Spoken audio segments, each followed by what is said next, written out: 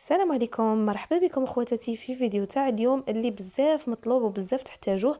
طلبتوني فيه على الانستغرام. كي حطيت لكم ستوري تاع الطليه تاعي كاع بغيتو باش تشوفوا الطريقه اللي نخدمها. الطليه تاع اليوم طريه لمده طويله بلا بيض. شابه بزاف بنينه وتقعد لك شابه ما تقسح ما والو. حتى اعتمديها في الكعكات، في العرايش، في كاع الكاطو اللي تطليه. المهم هنا نجيب بلاره كما راكم تشوفوا، نخدم في البقال تاع الزداج. ندير كيله تاع الزيت، كيله تاع الحليب، كيله تاع المزهر، ونص كيله تاع عصير الليمون. وبطبيعه الحال تصفي هذاك العصير تاع الليمون باش ما يبقوش هذوك الشوائب تاعه. من بعد نبلع على هذاك البقال تاعي هكا كما راكم تشوفوا، غير بقال تاع مايونيز ولا تاع اي حاجه يكون مغسول غايه وناشف تخدمي فيه، باش نيفيتو على روحنا الفوي ونقعدوا نضربوا ونعاودوا وتعينا. هكا نضمنوا باللي الزيت وتخلط غايه مع المكونات الاخرى وتحصلنا على خليط واحد. ننصحك ديري هذه الطريقه تاع البلاره، بزاف شابه عمليه وسهله. نخليها على جهه ونجيب سكر غلاس. كما انا هنا راني ندير في طليه حوالي 25 حبه، هذه نحتاجها ل 25 حبه. نديرو نص ساشي تاع سكر غلاس. ساشي يرفد 700 غرام، يعني غادي نديرو النص تاعه حوالي 350 غرام. نغرب الغايه سكر غلاس تاني ضروري تغرب ليه. من بعد نحط غير بشويه هذاك الخليط اللي خدمناه، وما ننسوش الملون الابيض.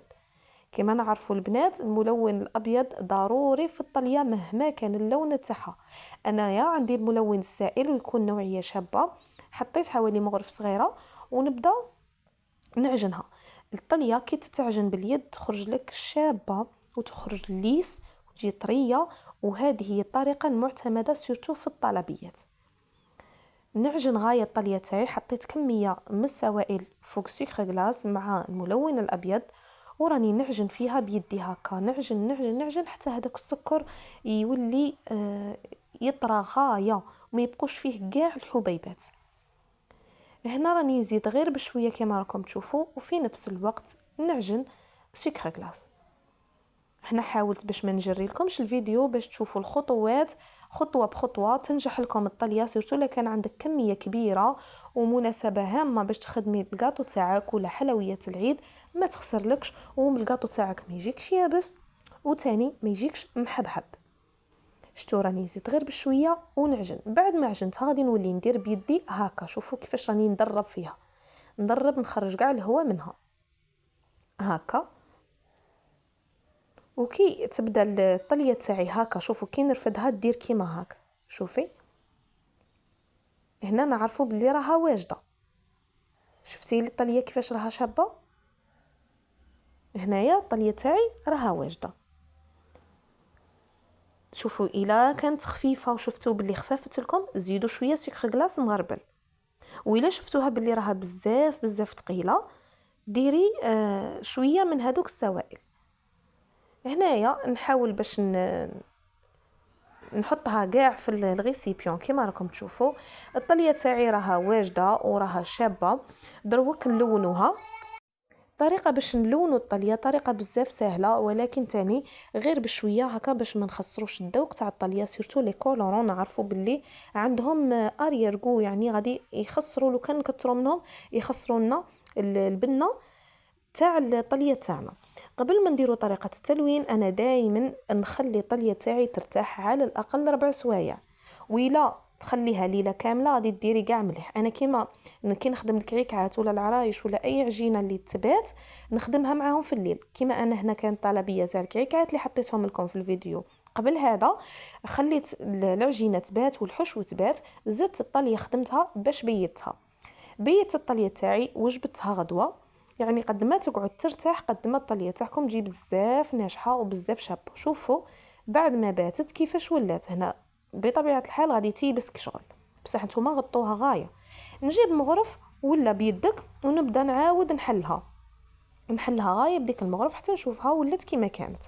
هنا غادي نلونها بالملون الازرق يكون فاتح على حساب الطلبيه تاعي. انا مداري نلونها بهذا فريكتا غبره من داك ملي الازرق، ما راش عندي ملون ازرق فريكتا. غبره جبت ملون الشوكولا، وننصحكم بزاف خدموا بملون الشوكولا. انا ملونات الشوكولا نخدم بهم بزاف في الشونتيي، في الطليات، في الشوكولا. يعني ملون الشوكولا ما يعطيكش اريرغو، وملون الشوكولا ناجح. شوفي قد ما ديري كي ديري لا كولور اللي كي باغيتها تخرج لك هي. كما انا هنا ما كثرتش غير بالكيردون، راني نحط باش نتحصل على ازرق فاتح تاع الطليه تاعي. شوفوا حطيت غير شويه بالكيردون، وشوفوا لي اللون اللي تحصلت عليه شحال شباب.